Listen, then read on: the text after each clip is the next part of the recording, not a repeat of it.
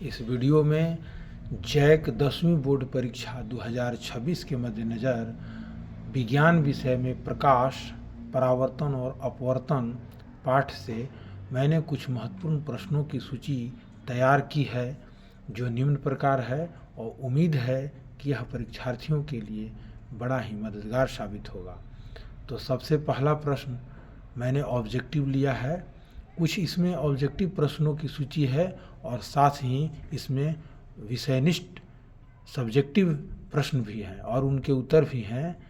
तो इस प्रकार सबसे पहला प्रश्न देखते हैं, किस दर्पण में वास्तविक फोकस होता है? तो उत्तर है अवतल दर्पण।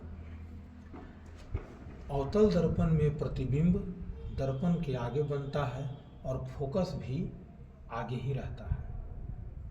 तो इसलिए जो दर्पण के सामने बनता है वह वास्तविक होता है और उत्तल दर्पण में वस्तु का प्रतिबिंब दर्पण के पीछे बनता है, इसलिए प्रतिबिंब भी आभासी होता है और फोकस भी आभासी।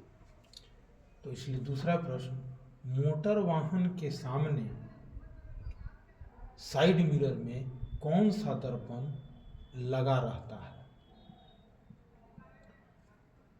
प्रश्न में साइड मिरर नहीं रहता है, लेकिन हम लिख दिए हैं क्योंकि सामने से कभी कभी प्रश्न समझने में परेशानी होती है और हम समझ जाते हैं कि यह हेडलाइट का, मोटर के हेडलाइट का कह रहा है। इसलिए साइड मिरर का मतलब जो हमारे ड्राइवर के बगल में रहता है और वहाँ यही प्रश्न रहेगा, मोटर वाहन के सामने में कौन सा दर्पण लगा रहता है? तो वह गलती वश अवतल दर्पण नहीं लगाना है बल्कि उत्तल दर्पण लगाना है और इसे हमेशा ध्यान में रखना है। आंसर होगा उत्तल दर्पण।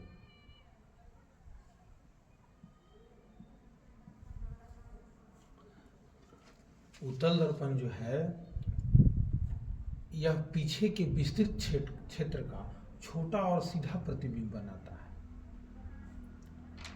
तीसरा प्रश्न, वाहनों के अग्रदीपों में, देखिए यही हेडलाइट अग्रदीप और इसमें अंतर है। वाहनों के अग्रदीपों में किस दर्पण का उपयोग किया जाता है? वाहनों के अग्रद्वीपों में किस दर्पण का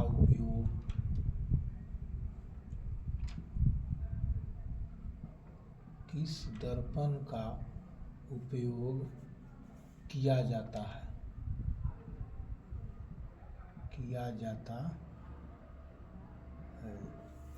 तो आंसर है अवतल दर्पण।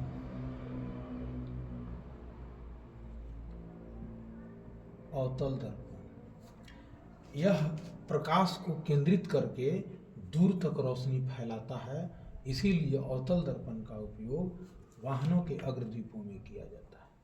यहाँ हम लिख दे रहे हैं नोट में, अवतल दर्पण प्रकाश को केंद्रित करके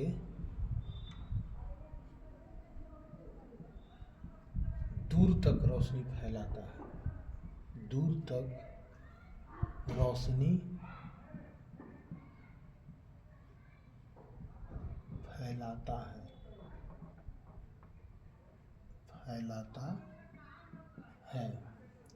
और यहाँ उत्तल दर्पण में भी लिख देते हैं, यह पीछे के विस्तृत क्षेत्र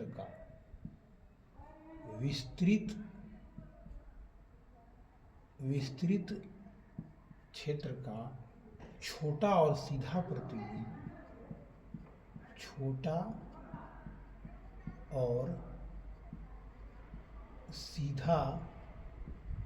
प्रतिबिंब बनाता है। सीधा प्रतिबिंब बनाता है।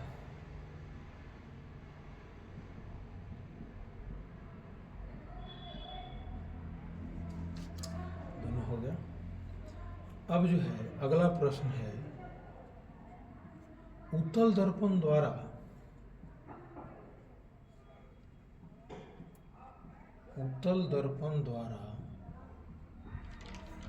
बना प्रतिबिंब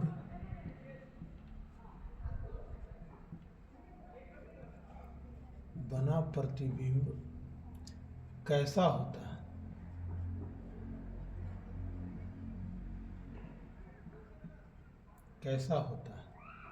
तो आंसर है सीधा एवं आभासी। उत्तल दर्पण गाड़ी के वाहन के साइड मिरर के रूप में उत्तल दर्पण का प्रयोग किया जाता है, क्योंकि यह जो है एक विस्तृत क्षेत्र का छोटा और सीधा प्रतिबिंब बनाता है। इसी के कारण हमें पीछे से आती हुई मोटर कार को हमारा ड्राइवर आसानी से देख पाता है और सुरक्षित रहता है। और आभासी इसलिए क्योंकि प्रतिबिंब जो है वह प्रतिबिंब दर्पण के पीछे बनता है, तो जो दर्पण के पीछे बनता है वह प्रतिबिंब आभासी होता है। अगला प्रश्न,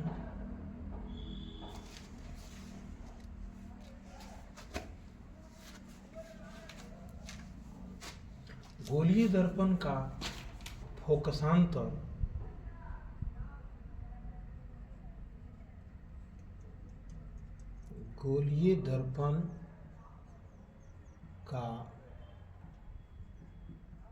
फोकसांतर उसकी वक्रता त्रिज्या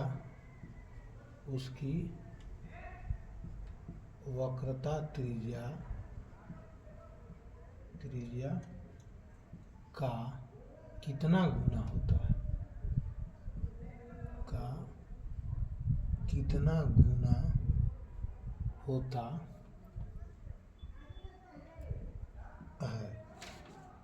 आंसर है आधा।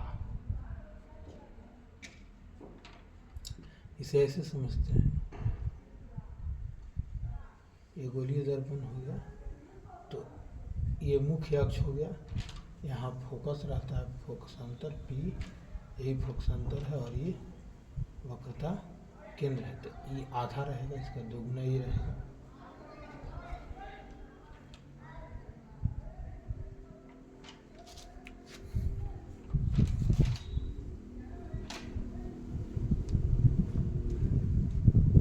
छठा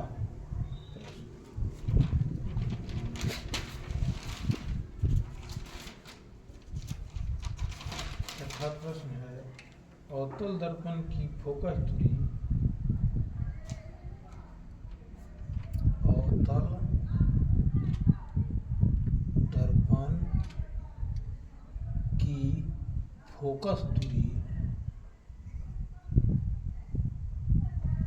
फोकस दूरी होती है। यहाँ इससे मतलब धनात्मक और ऋणात्मक से, धनात्मक होती है या ऋणात्मक, तो आंसर होगा ऋणात्मक। क्योंकि ये जो हमारा अवतल दर्पण हो गया, तो इसका फोकस दूरी यहाँ P हो गया, यहाँ C हो गया, तो ये चूँकि अगर हम इसे ग्राफ बनाते हैं तो यहाँ इधर पर धनात्मक अंकों को बैठाते हैं और इधर ऋणात्मक, तो ये चूँकि इधर है, ये -1 -2 करते हैं, तो यानी इधर जो है ये दर्पण के जो भी सामने रहेगा वह ऋणात्मक दूरी होगा, और जो पीछे रहेगा वह धनात्मक होगा, तो इसलिए यह ऋणात्मक। इधर जो है ऋणात्मक रहता है और इधर धनात्मक, क्योंकि ग्राफ आप तिरते हैं तो यहाँ 0 रहता है, 1 2 3, 1 1 2 3, और यहाँ -1 -2 -3। मान लीजिए कि जो ये जो रेखा है x अक्ष, वह यही x अक्ष के रूप में है, मान लीजिए, तो इधर ऋणात्मक हो गया।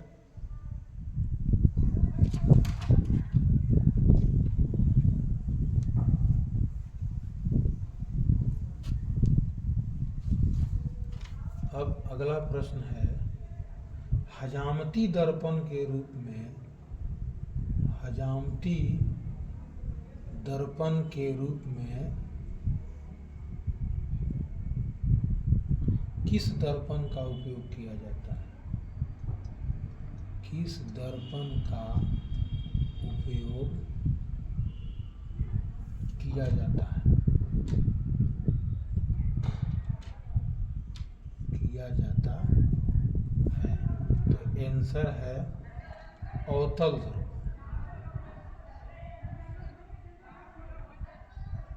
अवतल दर्पण, क्योंकि यह चेहरे का बड़ा और सीधा प्रतिबिंब बनाता है। नोट में यह यानी अवतल दर्पण, अवतल दर्पण चेहरे का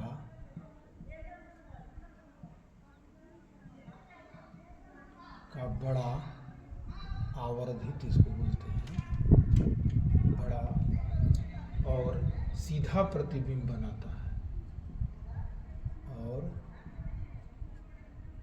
सीधा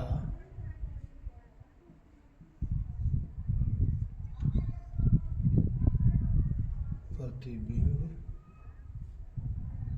बनाता है, जिससे सेविंग आसान हो जाती है, जिससे सेविंग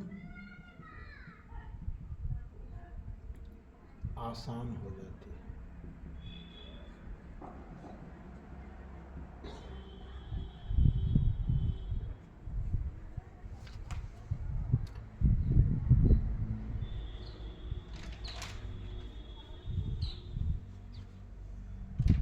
अगला प्रश्न है,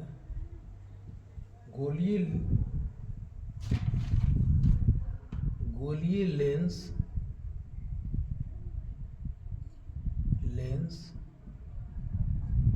मुख्यतः कितने प्रकार के होते हैं? मुख्यतः कितने प्रकार के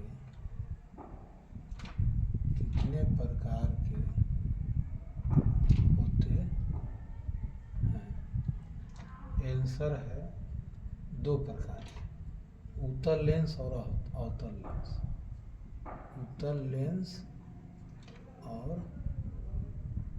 अवतल लेंस।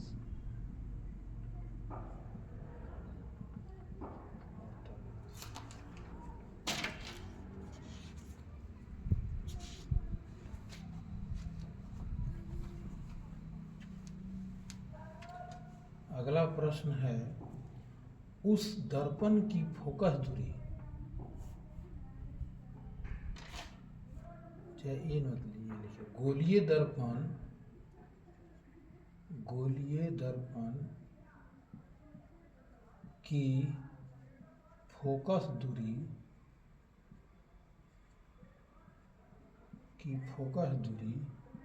और वक्रता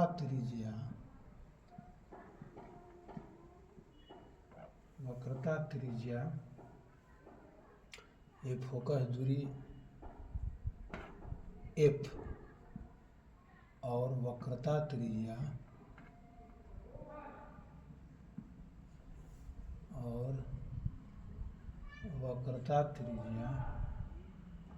r के बीच क्या संबंध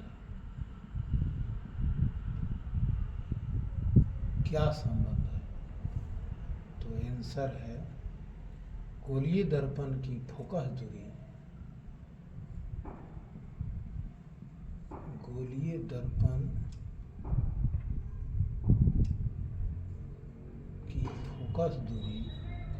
वक्रता त्रिज्या की आधी होती है।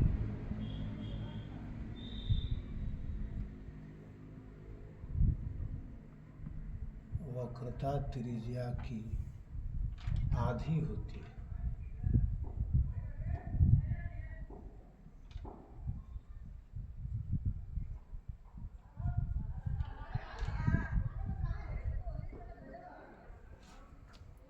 इसे हम ऐसे लिख सकते हैं F बराबर R बटा 2। 10वां, एक उस दर्पण की फोकस दूरी ज्ञात करें। उस दर्पण की फोकस दूरी ज्ञात करें जिसकी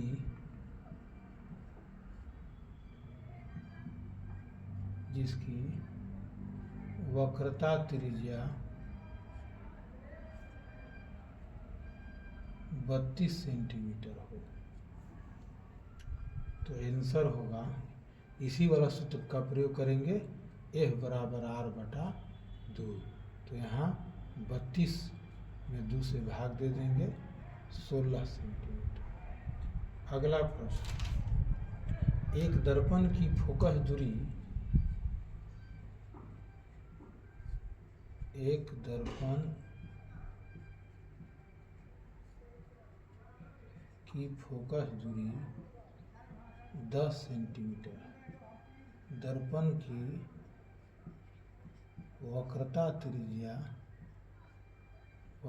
त्रिज्या यानी R ज्ञात कीजिए। तो इसे ऊपर में बनाते हैं। इसका आंसर है 11 का।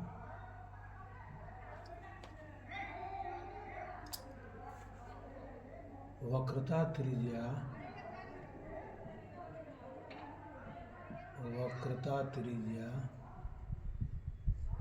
R बराबर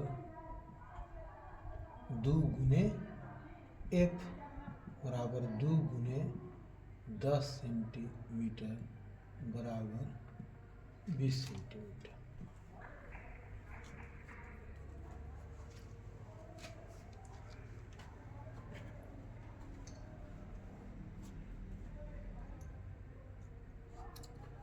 अब अगला प्रश्न है,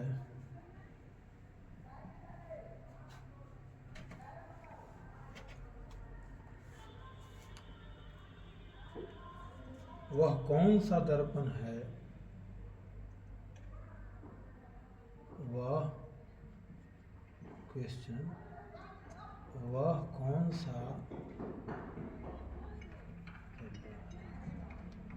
कौन सा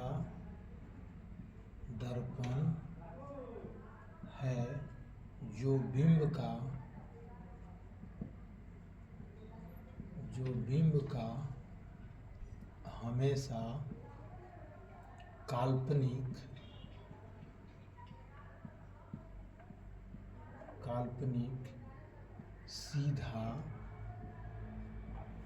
सीधा एवं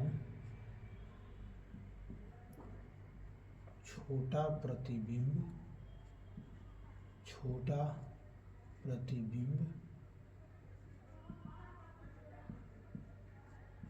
बनाता है। तो आंसर होगा उत्तल दर्पण।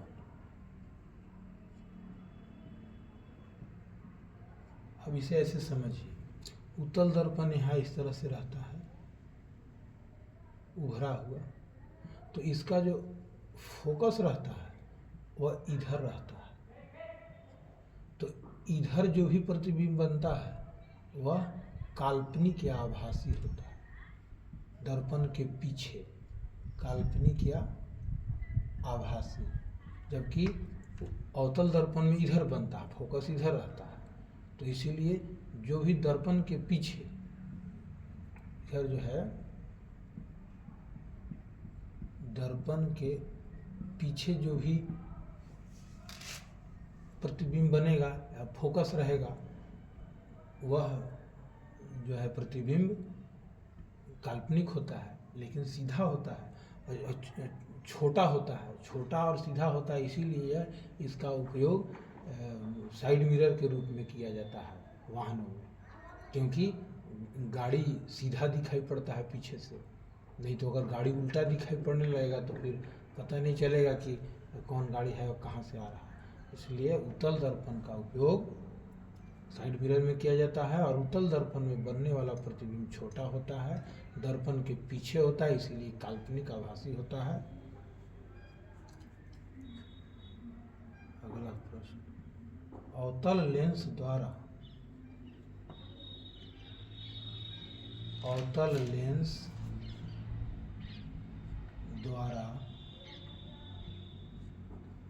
किसी वस्तु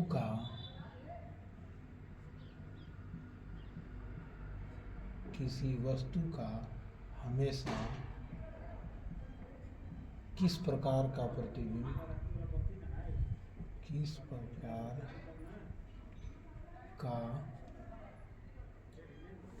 बनता है।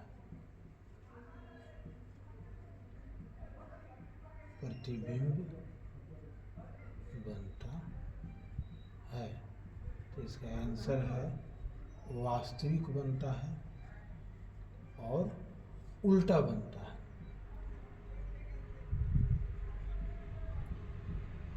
अवतल दर्पण में, अवतल लेंस में वास्तविक और उल्टा। अब इसे हम एक समझा देते हैं कि इसमें दर्पण और लेंस में भ्रम की स्थिति होती है। तो इस भ्रम को दूर करने के लिए हम एक आसान तरीका से इसे समझते हैं कि किसमें आभासी बनता है और किसमें काल्पनिक बनता है प्रतिबिंब।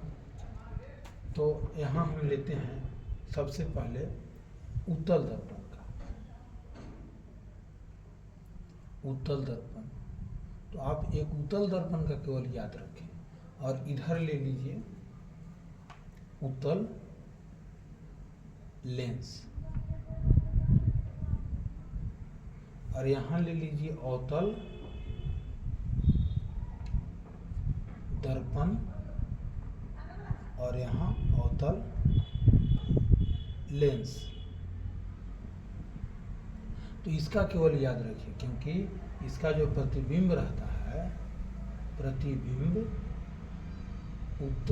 उत्तल दर्पण में प्रतिबिंब छोटा बनता है। इसी कारण से जो है जो ड्राइवर रहता है अपने पीछे के बहुत बड़े क्षेत्र में और वस्तु को छोटे आकार में देख पाता है। नहीं तो बहुत बड़ा वस्तु का अगर चित्र उसका न आए तो उतना बड़ा चित्र तो मिरर में दिखाई ही नहीं पड़ेगा। इसलिए उसका वो छोटा प्रतिबिंब बनाता है ताकि वह गाड़ी की सही स्थिति पता चल जाती है। तो यहाँ आप ध्यान रखें कि यह प्रतिबिंब हमेशा छोटा बनता है और छोटा बनने के साथ साथ सीधा प्रतिबिंब बनाता है, छोटा और सीधा। क्योंकि अगर सीधा नहीं रहेगा तो उल्टा हम कैसे देख पाएंगे। गाड़ी की स्थिति अगर हमें उल्टा दिखाई पड़े तो हम कैसे सतर्क होंगे और कैसे अपने आप को नियंत्रित करेंगे। तो यहाँ आपको केवल एक चीज़ याद रखना और इससे सब पकड़ में आ जाएगा। उत्तल दर्पण में छोटा प्रतिबिंब और सीधा प्रतिबिंब। तो इसका ठीक उत्तल लेंस में सीधा उल्टा हो जाएगा। छोटा है तो यहाँ बड़ा हो जाएगा और सीधा है तो यहाँ उल्टा हो जाएगा। अब इसमें जो है प्रतिबिंब काल्पनिक आभासी बनता है। आभासी यानी काल्पनिक, जो दर्पण के पीछे जो बनता है प्रतिबिंब वह काल्पनिक अथवा आभासी होता है। अब इसका ठीक उल्टा वास्तविक कर दीजिए, वास्तविक। और तो हो गया। अब उत्तल दर्पण में छोटा है तो अवतल दर्पण में तो स्वाभाविक बात है कि इसका उल्टा बनता है। इसमें छोटा तो दर्पण में बड़ा प्रतिबिंब बनता है और उल्टा प्रतिबिंब बनता है, बड़ा और उल्टा। तो अब इसमें जब बड़ा बना तो अवतल लेंस में छोटा बनेगा और उल्टा है तो इसका सीधा बनेगा। अब यहाँ देख आभासी बन रहा है तो यहाँ वास्तविक और आभासी दोनों बनता है। वास्तविक अधिकांश वास्तविक बनता है, एक दो स्थिति में आभासी बनता है, वास्तविक और आभासी दोनों। लेकिन इसे वास्तविक ही कहा तो यहाँ पर काल्पनिक,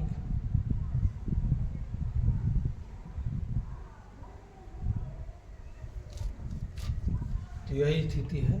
अब हम इसको ठीक से समझ गए, ताकि दिक्कत नहीं होगा परीक्षा में। इसमें उत्तल लेंस दर्पण में आदमी भ्रम की स्थिति में हो जाता है। उत्तल दर्पण क्या है, उत्तल लेंस क्या है, तो एक आपको याद रखना है, छोटा तो इसका यहाँ बड़ा, अब यहाँ छोटा तो यहाँ सीधे उसका उल्टा, छोटा बड़ा सीधा उल्टा, ये हो गया।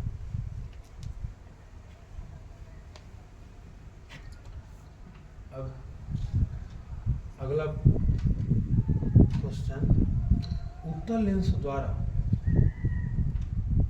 उत्तल लेंस द्वारा वास्तविक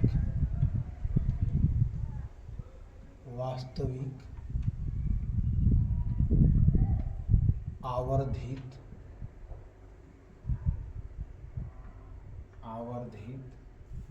प्रतिबिंब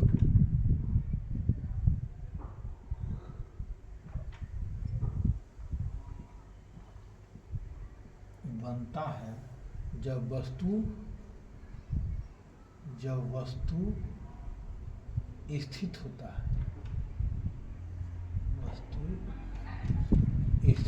है, कहाँ, लेंस, जब वस्तु लेंस और फोकस के बीच स्थित होता है, लेंस और फोकस के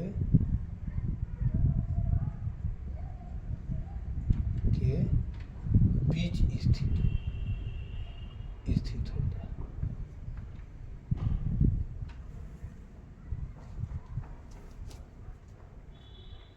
एक प्रश्न और है, जब प्रकाश की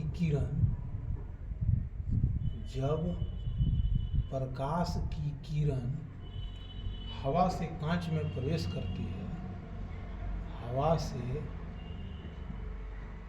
कांच में प्रवेश करती है,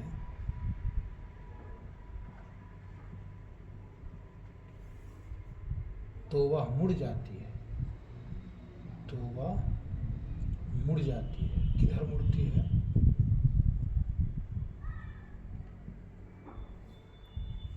तो अभिलंब की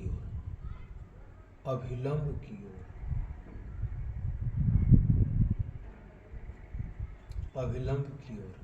इसे हम एक चित्र के माध्यम से समझते हैं।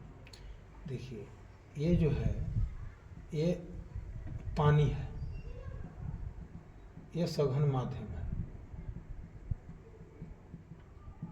और ये हवा है, और जब प्रकाश जो है यहाँ से चलता है, तो उसको जाना चाहिए था ऐसे, जाना चाहिए था ऐसे, लेकिन जब प्रकाश विरल माध्यम से सघन माध्यम, जैसे पानी क्या है, सघन माध्यम है हवा की अपेक्षा, तो जब प्रकाश विरल माध्यम से सघन माध्यम में प्रवेश करती है, तो ये देखिए अभिलंब है, 90 डिग्री का यहाँ बनाता है, ये अभिलंब है, तो इधर न जाकर के प्रकाश को जाना चाहिए था ऐसे, लेकिन प्रकाश चला आता है इधर मुड़ता है, अभिलंब इधर है, तो इधर की ओर मुड़ता है, इसलिए इसको हम प्रकाश का अपवर्तन कहते हैं। तो प्रकाश का अपवर्तन क्या है, यहाँ थोड़ा सा जान लीजिए। जब प्रकाश विरल माध्यम से सघन माध्यम में प्रवेश करती है, तो उसकी गति में बदलाव आता है, क्योंकि यहाँ विरल माध्यम था, इधर सघन माध्यम है, तो इससे जब गति में बदलाव आने से उसका झुकाव अभिलंब की ओर हो जाता है, इसको हम प्रकाश का अपवर्तन कहते हैं। अगला प्रश्न है, लेंस की क्षमता का मात्रक क्या है? लेंस की क्षमता का मात्रक क्या है? तो आंसर है डायोप्टर।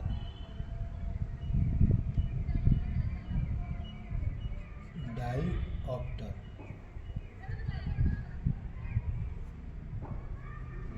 एक और प्रश्न है, किसी दर्पण से आप चाहे कितनी ही दूरी पर खड़े हो, किसी दर्पण से आप चाहे कितनी ही दूरी पर खड़े हों, आपका प्रतिबिंब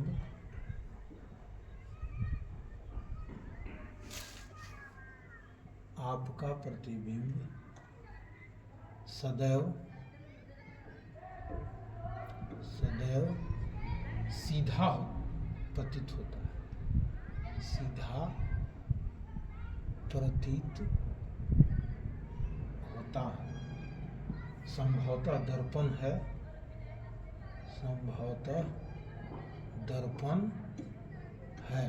कौन सा दर्पण होगा? तो या तो समतल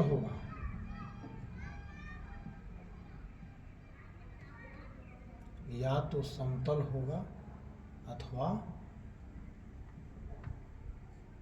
उत्तल। सीधा प्रतिबिंब उत्तल में बनता है और समतल में भी बनता है, तो दोनों हो सकता है। अब बस विषयनिष्ठ प्रश्न पर आएंगे। एक प्रश्न उठाए हैं, जो आरेख खींचना है। उत्तल लेंस में बनते हुए, उत्तल लेंस दो हम लिए हैं, एक उत्तल, एक जो है दर्पण से और एक लेंस से, जो इम्पोर्टेंट है। अवतल लेंस में बनते हुए प्रतिबिंब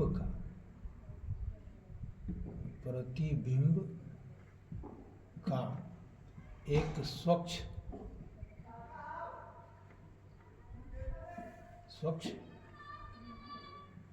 किरण आरेख खींचिए जब वस्तु को प्रकाश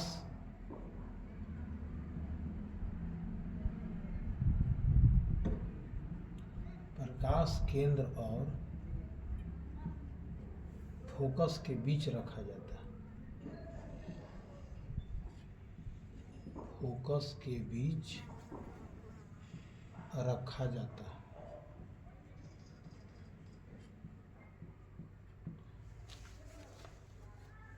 तो इसका चित्र यहाँ पर ही बना देते हैं। आंसर में आप अच्छा से किताब में देखकर बना लेंगे। यह हमारा उत्तल लेंस हो गया और ये मुख्य अक्ष है। दर्पण में चूंकि दो फोकस होता है, F 2F, और यहाँ F 2F।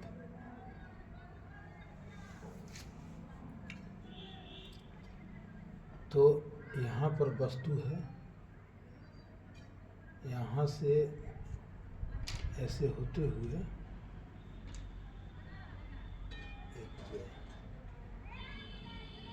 यहाँ से गया और फिर वापसी आ गया, फिर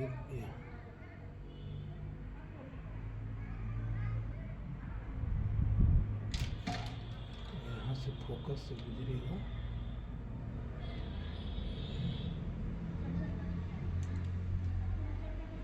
ये हो गया M N।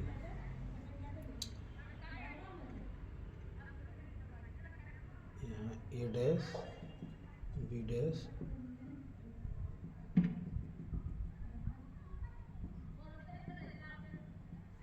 यही चित्र है। यहाँ वस्तु है, प्रतिबिंब वहाँ बन रहा है, A डैश B डैश। तो यही किरण आरेख खींचना है, जो किताब का भी मदद ले सकते हैं।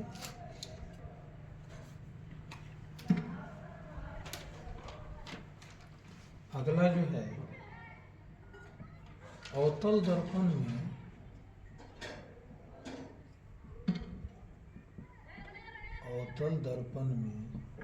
बनते हुए प्रतिबिंब का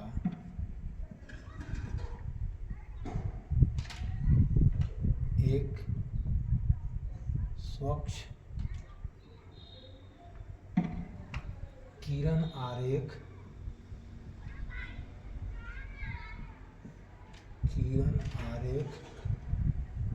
खींचिए जब वस्तु को वक्रता केंद्र पर रखा जाता है।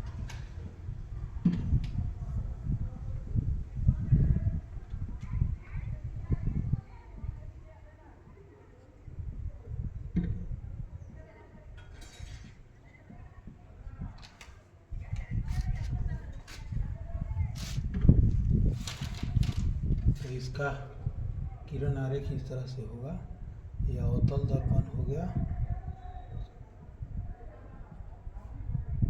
और ये यहाँ हो गया P, यहाँ हो गया Mn, यहाँ हो गया फोकस, यहाँ हो गया वक्रता केंद्र, यहाँ वस्तु है, यहाँ से जाएगा यहाँ और टकरा के फोकस से गुजरेगा और फिर यहाँ से ऐसे फिर यहाँ आएगा, यहाँ मिलेगा। प्रकाश गया यहाँ टकरा करके और इससे गुजरा, फिर यहाँ गया फोकस से होते हुए, ये हो गया A B, यहाँ C है वक्रता केंद्र है। अब यहाँ A डैश B, यही हो गया।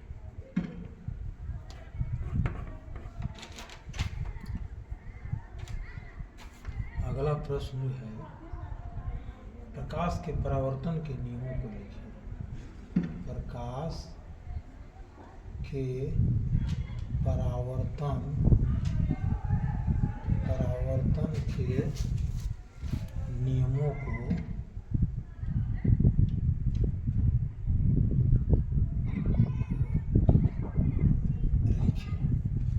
आंसर है प्रकाश के परावर्तन के दो नियम। प्रकाश के परावर्तन के दो नियम। पहला, आपतित किरण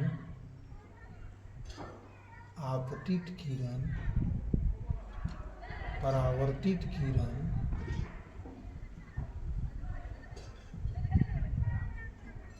तथा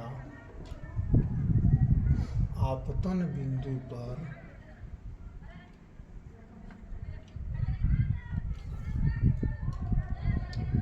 डाला गया अभिलंब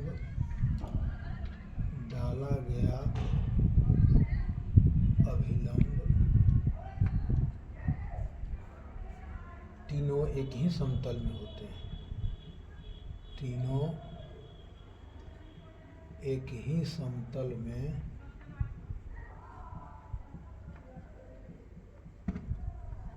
होते हैं। दूसरा, आपतन कोण परावर्तन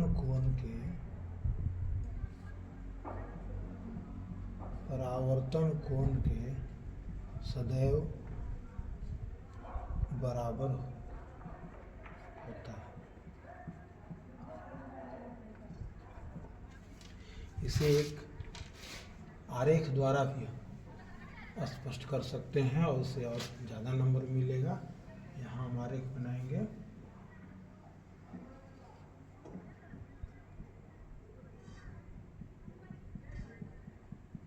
यहाँ किरण आया, चला गया, इसको कहेंगे आपतित किरण, आपतित किरण। इसको कहेंगे परावर्तित किरण, परावर्तित किरण। ये हो गया हमारा आपतन बिंदु, आपतन बिंदु। ये हो गया अभिलंब, अभिलंब। ई कोण हो गया आपतन कोण, और ये वाला हो गया परावर्तन कोण। तो इस चित्र के माध्यम से ही दिखा देना है। अगला प्रश्न जो है, एक और प्रश्न चुने हैं जो है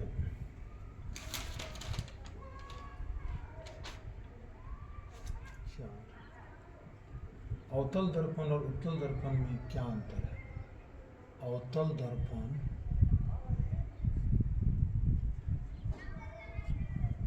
एवं उत्तल दर्पण में, एवं उत्तल दर्पण में अंतर लिखिए। इसको हम ऐसे लिखेंगे आंसर में। कोई भी चीज़ का अंतर इसी तरह से लिखना चाहिए, दो भाग में बांट करके, इससे ज़्यादा मार्क्स आते हैं। अवतल दर्पण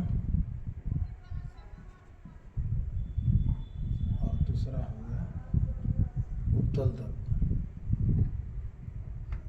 पहला, अवतल दर्पण की सतह, अवतल दर्पण की सतह अंदर की ओर, अंदर की ओर धंसी होती, धंसी होती है। उत्तल दर्पण की सतह बाहर की ओर, बाहर की ओर उभरी रहती है। दूसरा, अवतल दर्पण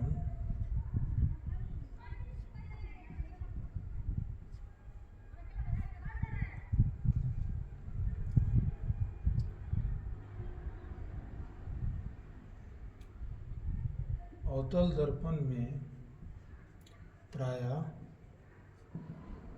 वास्तविक और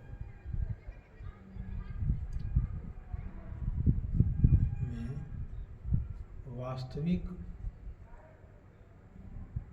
या आभासी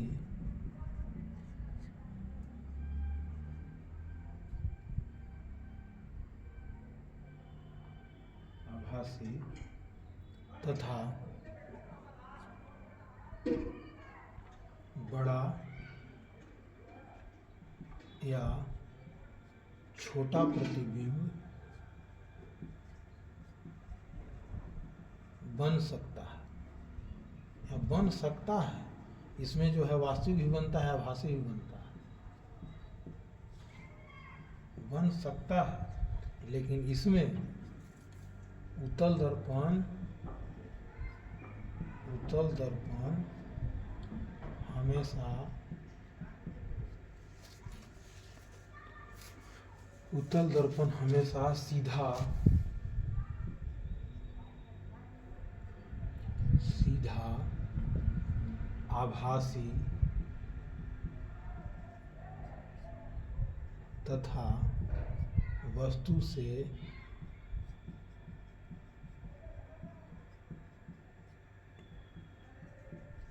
छोटा प्रतिबिंब बनाता है। एक और प्रश्न है, छोटा प्रश्न है।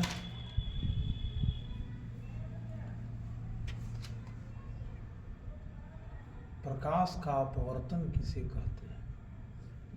प्रकाश का अपवर्तन किसे कहते हैं?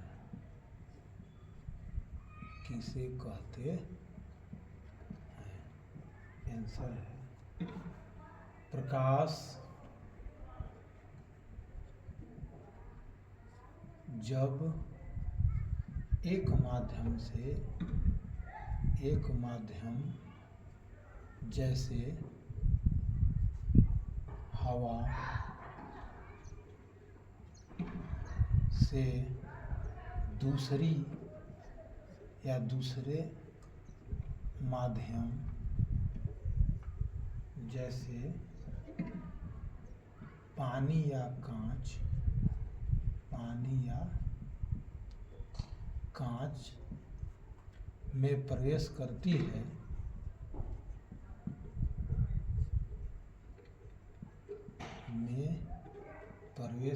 है तो प्रकाश की चाल बदलने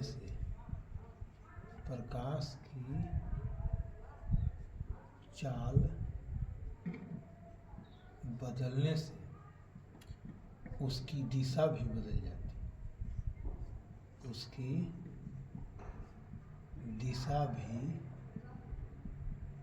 बदल जाती है। इसे प्रकाश का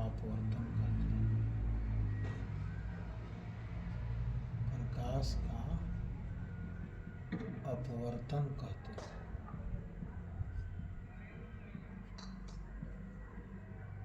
ऐसा माध्यमों के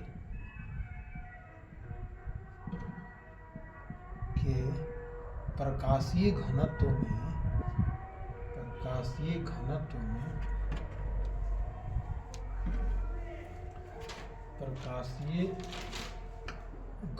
में अंतर के कारण